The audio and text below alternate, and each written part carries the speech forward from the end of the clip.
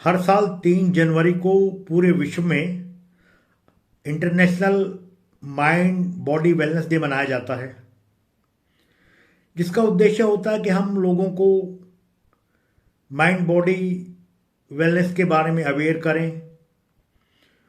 उनको जो परेशानियां आती हैं उनको दूर करें और एक ऐसी माहौल विकसित करें जिसमें लोग फिजिकली भी ठीक रहें, साइकोलॉजिकली भी ठीक रहें, इमोशनली भी ठीक रहें। आजकल जितनी बीमारियां बढ़ रही हैं उसके पीछे अगर हम कारण देखें तो जो मोटे मोटे कारण हमारे समझ में आते हैं, सबसे पहला तो ये है कि डिजिटलाइजेशन ने हमारी लाइफ को एकदम चेंज कर दिया है। सोशल मीडिया प्लेटफॉर्म पर हम एक्टिव रहते हैं, जिसकी वजह से हमारा शारीरिक स्वास्थ्य तो बिगड़ता ही है, क्योंकि इंटरनेट की जब हम सुविधा ले रहे होते हैं, सोशल मीडिया प्लेटफॉर्म जब हम एक्टिव होते हैं तो हम समय नहीं निकाल पाते फिजिकल एक्टिविटीज के लिए। उसके वजह से हमारा शारीरिक स्वास्थ्य तो चौपट होता जा ही रहा है। मोटापे की केसेस बढ़ रहे हैं, इवन स्कूल के बच्चे खूब मोटे आ रहे हैं, जो कि कुछ सालों के बाद ही कई बीमारियों को उत्पन्न कर सकते हैं। इसके अलावा हमारा कोलेस्ट्रॉल का लेवल बढ़ जाता है, शुगर का लेवल बढ़ जाता है, डायबिटीज के हम शिकार हो जाते हैं। ये तो ही फिजिकल एक्टिविटीज ना होने से जो हमें फिजिकल इलनेस होती है उनकी बात करी हमने। अब हम साइकोलॉजिकल प्रॉब्लम्स पर आते हैं। हमारी नींद की क्वालिटी खराब हो गई है। नींद को हम उतना समय नहीं दे पाते जितना हमें देना चाहिए, और इंटरनेट का भी इसमें एक बहुत बड़ा योगदान है। उसके चलते हमें स्ट्रेस, डिप्रेशन, एंग्जाइटी, इस तरह की प्रॉब्लम हमारे जीवन में, हमारे आसपास, हमारे घर में, हमारे पड़ोस में बढ़ती जा रही हैं। अगर और कारणों को हम देखें तो जो कट थ्रोट कंपटीशन है, हमारी डिजायर्स हैं, हमारी एक्सपेक्टेशंस हैं, फाइनेंशियल अगर देखें तो एक बहुत बड़ा कारण हमारी फाइनेंसेस की प्रॉब्लम भी हैं,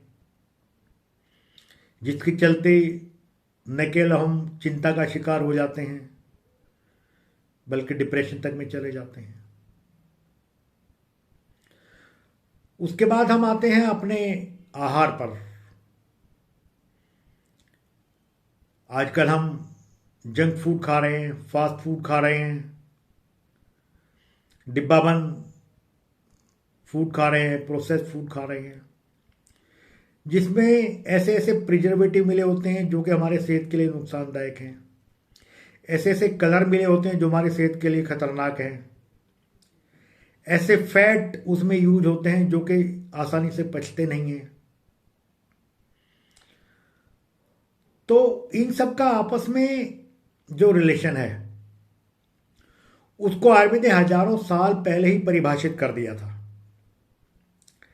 WHO ने तो हेल्थ की जो डेफिनेशन दी वो बहुत बाद में मानी है कि फिजिकल, साइकोलॉजिकल, सोशल, इमोशनल, इन सब का हेल्दी होना ही हेल्थ है।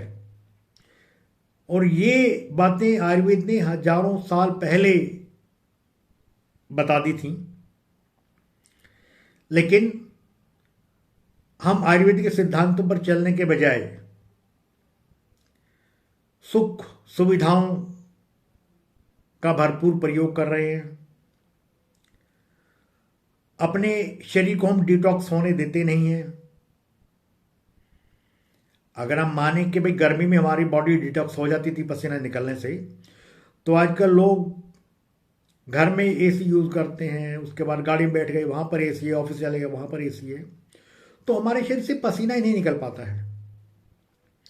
ऐसी और बहुत सारी चीजें हैं जिनको हम अगर एक एक करके गिनाएं तो हमें अपने अंदर की खामियों का पता लगता है, अपनी आदतों को जो हमने बदलना है उनके बारे में हम सचेत हो जाएं, जागरूक हो जाएं, तो न केवल हम अपनी पीढ़ी को भी रोग मुक्त कर सकते हैं, बल्कि जो भावी पीढ़ी हमारी है इस समय, जो मोटापे के शिकार है और साइकोलॉजिकल डिसऑर्डर्स की गिरफ्त में आती जा रही है, उसको भी हम इन चीजों से बचा सकते हैं। उसके लिए हमें क्या करना पड़ेगा? सबसे पहले तो हमें अपनी फिजिकल हेल्थ पर ध्यान देना पड़ेगा, क्योंकि फिजिकल हेल्थ अगर खराब है तो वो आगे चलकर बहुत सारी मानसिक समस्याओं को पैदा कर देती है। आयुर्वेद में जो 3 दोष माने गए हैं, वात पित्त कफ, उनके असंतुलन होने से हमें शारीरिक बीमारियां होती हैं, और उसके बाद उन शारीरिक बीमारियों के चलते हम मानसिक रोगों के भी शिकार हो जाते हैं। मांस के जो 3 गुण हैं मन के, सत्व रज और तम, तो हमें अपने अंदर के सत्व गुण को बढ़ाना है। हमने अपने ऊपर तामसिक और राजसिक गुणों को हावी नहीं होने देना है। तो सबसे पहले बात करेंगे सात्विक आहार की। सात्विक आहार वो है जो घर में ताजा बना हुआ हो, जिसमें मिर्च मसाले ज्यादा ना हो। इसके अलावा स्मोकिंग हम ना करें, अल्कोहल हम यूज ना करें, क्योंकि ये सारे के सारे हमारे शरीर में रजस और तमस गुणों को बढ़ाते हैं, जिससे हमारा सात्विक गुण कम होता चला जाता है और हम बीमारियों के शिकार होते चले जाते हैं, खासकर मानसिक रोगों के। आयुर्वेद ये मानता है कि अगर हम में सत्व गुण है तो विपरीत परिस्थितियों के होते हुए भी हम अपने आप को बीमार नहीं होने देंगे। आयुर्वेद में बहुत सारी दवाएं हैं जो कि हमारे फिजिकल और मेंटल हेल्थ पर एक साथ असर करती हैं। अश्वगंधा है, शतावरी है, शंखपुष्पी है, ब्राह्मी है, जटामासी है, वचा है, तगर है। अगर हम इन दवाओं की बात करें एक साथ, अगर इनके गुणों की बात हम करते हैं, तो ये सारी की सारी दवाइयां जो मैंने आपको बताई हैं, ये हमारी बॉडी में न्यूरोट्रांसमीटर्स के सिक्रीशन को, हार्मोन्स के सिक्रीशन को कंट्रोल करती हैं। जो नेगेटिविटी का हार्मोन है कोर्टिसोल, जिससे कि स्ट्रेस पैदा होता है मेनली इस हार्मोन की वजह से, उसके सिक्रीशन को कंट्रोल करती हैं सारी दवाइयां।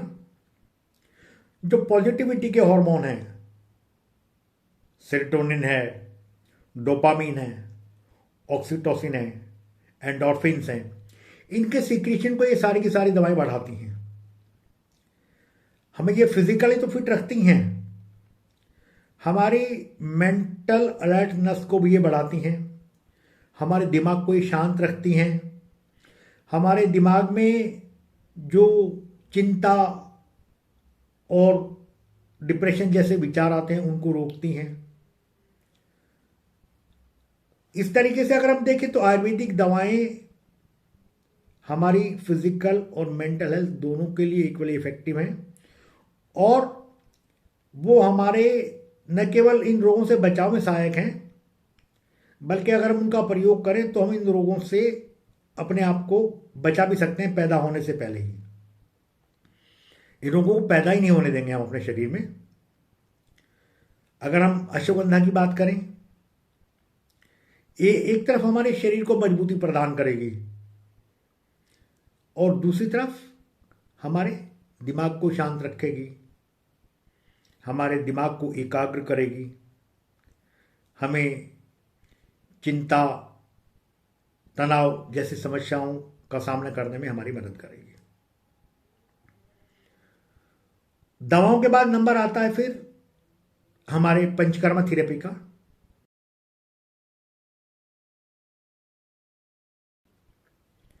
क्योंकि बॉडी की डिटॉक्सिफिकेशन जैसे मैंने बताया वो बहुत जरूरी है। अगर हम अपनी बॉडी को डिटॉक्सिफाई नहीं करते हैं तो शारीरिक रोग हमें मिलते ही हैं उसके बदले में, और हम मानसिक रोगों के भी शिकार हो जाते हैं। उसके लिए पंचकर्मा थेरेपी में जो हमारे पास विधियां हैं, जो थेरेपीज हैं, स्नेहन और स्वेदन सबसे पहले आती हैं। ये पूर्व कर्म कहलाती हैं, यानी पंचकर्मा से पहले इनको करते हैं। स्नेहन का मतलब होता है मेडिकेटेड ऑयल से पूरी बॉडी की मसाज करना। उससे हमारी मांसपेशियां मजबूत होती हैं, हमारा ब्लड सर्कुलेशन बढ़ता है, हमारी थकान खत्म होती है।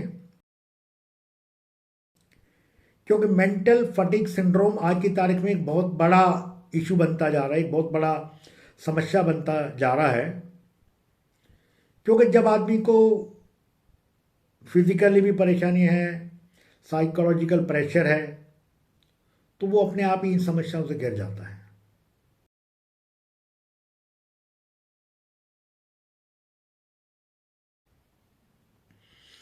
इसके बाद हम आते हैं स्वेदन पर। स्वेदन यानी पसीना आना, चाहे वो स्टीम के थ्रू है, चाहे वो किसी और तरीके से है। जब हमारे शरीर में पसीना आएगा तो हमारी बॉडी डिटॉक्सिफाई होगी। स्वेदन डिटॉक्सिफिकेशन का एक बहुत ही इंपॉर्टेंट टूल हम कह सकते हैं पंचकर्मा थेरेपी में। उसके बाद नश्य है, शिरोविरेचन है। ये हम ऐसा मानते हैं कि इनसे जो नाक के माध्यम से दवाई देते हैं वो सीधा हमारे तंत्रिका तंत्र को मजबूत करता है, वो सीधी हमारे मस्तिष्क में पहुंचती है।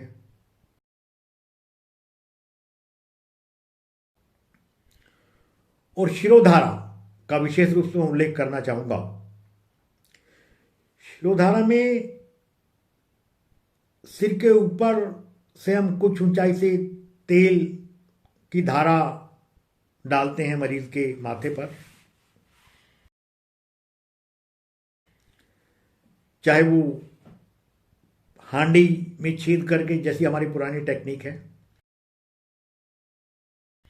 या फिर आजकल मशीन से हम एक कंट्रोल कर देते हैं टाइम और हीट और टेम्परेचर का, जितने पर हमें तेल गर्म रखना है उसके माध्यम से हम माथे पर तेल डालते हैं।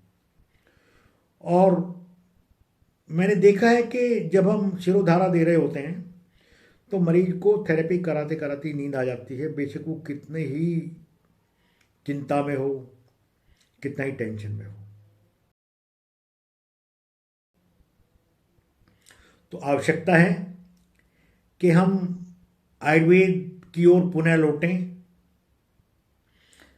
आहार विहार में हम आयुर्वेद के सिद्धांतों का पालन करें। अपने शरीर को साल में 1 या 2 बार डिटॉक्स कराते रहें, क्योंकि डिटॉक्सिफिकेशन के बाद ही रिजुविनेशन पॉसिबल है बॉडी की, जिससे कि हमारा शारीरिक स्वास्थ्य भी ठीक रहे और मानसिक स्वास्थ्य भी ठीक रहे। और फिर बात आती है भावनात्मक स्वास्थ्य की। पारिवारिक रिश्तों में खटास आज बड़ा इंपॉर्टेंट इशू बनता जा रहा है। आजकल हम देखते हैं कि छोटी छोटी बातों पर बच्चे आत्महत्या कर लेते हैं, पति पत्नी का तलाक हो जाता है। और अब तो हम देख रहे हैं कि नाबालिग जो टीनेजर्स हैं, 14-15 साल के बच्चे हैं, वो मर्डर जैसे अपराधों में लिप्त होते जा रहे हैं। इसकी वजह भी है कि माता पिता अगर दोनों वर्किंग हैं तो उनके पास बच्चे से बात करने का समय ही नहीं है। एक इमोशनल अटैचमेंट जो होना चाहिए वो कहीं है ही नहीं। न्यूक्लियर फैमिलीज हो गई हैं। पहले जहाँ ज्वाइंट फैमिलीज में बच्चों का ध्यान रखने के लिए दादा दादी होते थे, चाचा ताऊ होते थे, वो सिस्टम तो खत्म हो गया है लगभग। एकल परिवार हमारे समाज का अंग बनते जा रहे हैं, और उसमें अगर माता पिता दोनों ही वर्किंग है तो डेफिनेटली बच्चों के लिए उनके पास समय है ही नहीं। तो बच्चों को जो अटैचमेंट है, वो भावनात्मक जो लगा, वो खत्म होता जा रहा है। ऐसे में हमें यह भी देखना है कि हम इन समस्याओं के निवारण के लिए क्या क्या उपाय अपनाएं। हम भावनात्मक स्तर पर बच्चों को ऐसी शिक्षा दें, हम बच्चों में वो संस्कार डालें कि जिनसे उनमें भावनात्मक लगाव बढ़े और अपराध के प्रति जो उनका नजरिया बनता जा रहा है वो खत्म हो। तभी हम पूरी तरह से स्वस्थ अपने आप को रख सकते हैं, अपने मित्रों को, अपने परिवार के सदस्यों को रख सकते हैं। परफेक्ट हेल्थ की बात जब जब आती है तो आयुर्वेद के बिना वो संभव नहीं है।